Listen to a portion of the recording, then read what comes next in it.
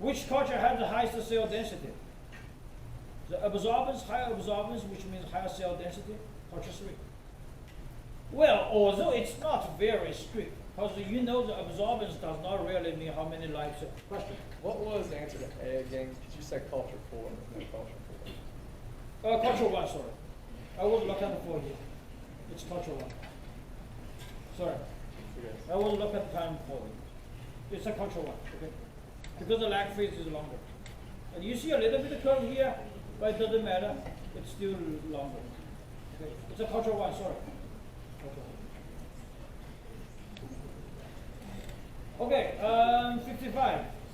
Give the function of endospore and then name the two genera that have endospore generally found. What's the function of the endospore? The protection for the stress environments, you know that. Very short, okay? Just a couple of words, you get 4 points. What is the genera name? Bacillus and the Clostridium. We mentioned about that. What is magnification and the resolution? We already talked about the resolution power. Magnification is enlarged, is that right? How large it is. What's the resolution? How to clarify the two close attached particles. Okay, so that's magnification and resolution difference. What is the arrangement of this flagella? It's a monotrichous. Is that right? Monotrichous. If you now, once you study this question 57, it is very important you know the others.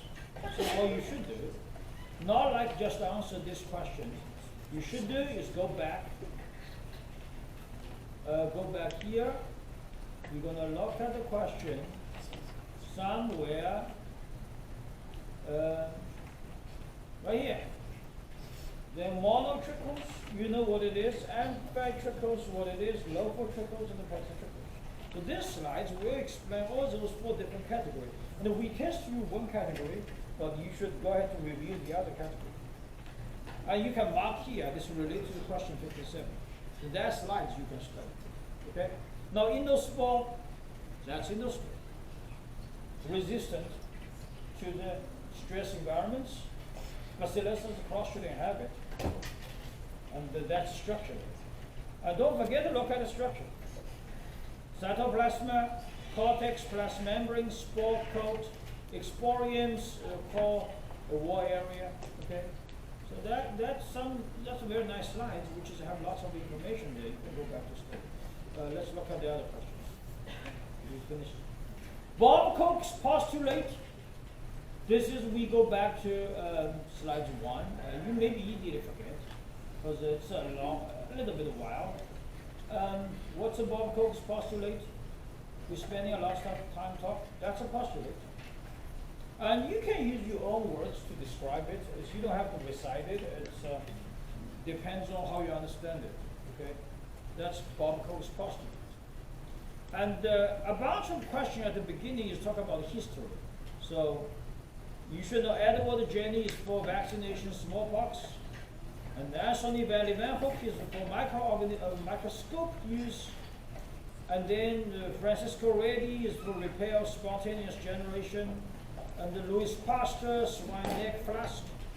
And these are history. We have a couple of questions at the beginning. You can just go ahead and check. I'm not going to spend any time to repeat all those. Okay, let's look at some other questions we didn't mention. Let's finish those. We talked about these already. Fastidious bacteria we talked about. This label importance we talked about. Let's talk about something else right here. Okay. Let's look at question 31. Bacterial chromosome now as ribosome, a ribosome now as ribosome based on their assignment or coefficients. So what's that? It's 70S. Okay, it's a 30S, 50S subunits, but they not add up together because it's a sentiment coefficient. The Vandenberg units is not just simply added. So 70S. That answer is D. Let's look at the question 32. The movement of molecules from an area of high concentration to an area of low concentration without the participation of specific carrier molecule is called what? facilitated diffusion. That everybody knows. It's a biology question. From high to low, without carrier. Oh, sorry. Passive diffusion. Sorry, it's a passive diffusion. High to low without carrier, it's a passive diffusion. Okay. So the answer is C. Permease proteins that aid in the transport of nutrients resemble enzymes in their specificity for the substance to be transported. Each carrier is selective and will transport only a closely related set of substances. Is that true or false? Yeah, it's true. Each carrier is specific. That's why we need to use multiple different permease. Okay, because it's an enzyme. At the end of the day, it's an enzyme reaction. It's more specific. So it's a group, kind of closely related substance it could be this. So that's true. So let's look at others. Question 30. All the following statements about the periplasmic space are true except it is found only in gram-positive bacteria. No, it can be both. It is located between plasma membrane and outer membrane gram-negative bacteria. Well, it's not. It contains hydrolytic enzymes and a binding protein during nutrient acquisition. Is that correct? Yeah, that's C. That's what the periplasmic space is for. It contains hydrolytic enzymes, binding proteins involved in the nutrient acquisition. Okay. Isn't it asking like what's Okay, except, sorry, not true. Which one is not true? Then the answer is A. Is that right? If the answer is true, then the answer will be that. So the answer is A, okay? Except, because they're saying except. So the answer is A. So did you say that B was wrong as well? Like not true? Yeah.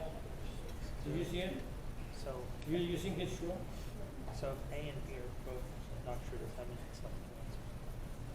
Let me see it. It says find only in gram-positive bacteria. Is that true or not?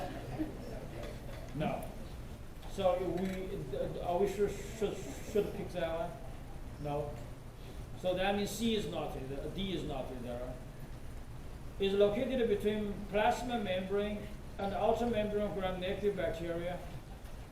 Let's look at that. Okay. Where it is?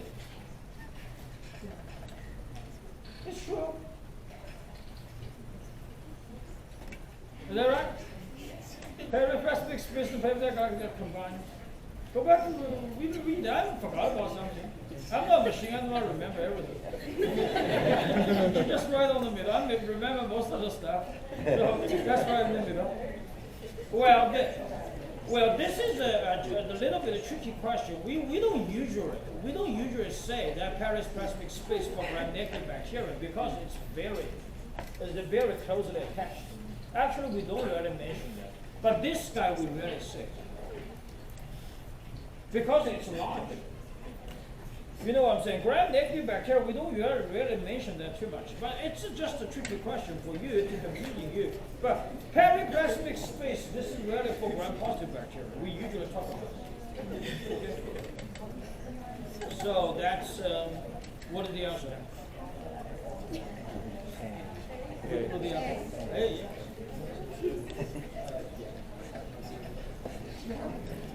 usually these questions are not going to be in the exam, I can tell you, which is just give you practice a little bit.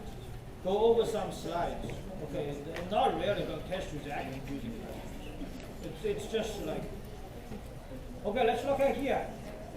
What is the membrane structure? This fluid mosaic model, you know about that.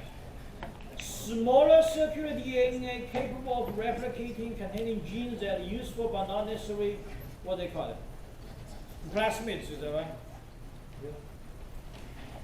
Okay, let's look at that question. Endospore resistant to mostly environmental stress because they have calcium diproconic acids. Okay, diproconic acid with calcium ion. Let's look at this one. You discover a new transport system used by newly discovered bacterial species. The sugars that are transported using this system are phosphorylated as they enter the bacterial cell. You could describe this transport system. Well, they say the new one and they use the phosphorylated. Then I said, this is usually a little bit difficult question for you. group translocation. Is that right? Group translocation involved the phosphorylation. Then the glucose mannitol become glucose 6-phosphate, mannitol 1-phosphate, directly going to glycolysis. So more efficient.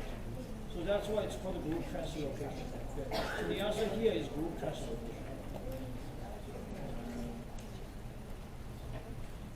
Chemotaxis, this is, you always remember, move forward, away, repair, it's a round trip. Okay?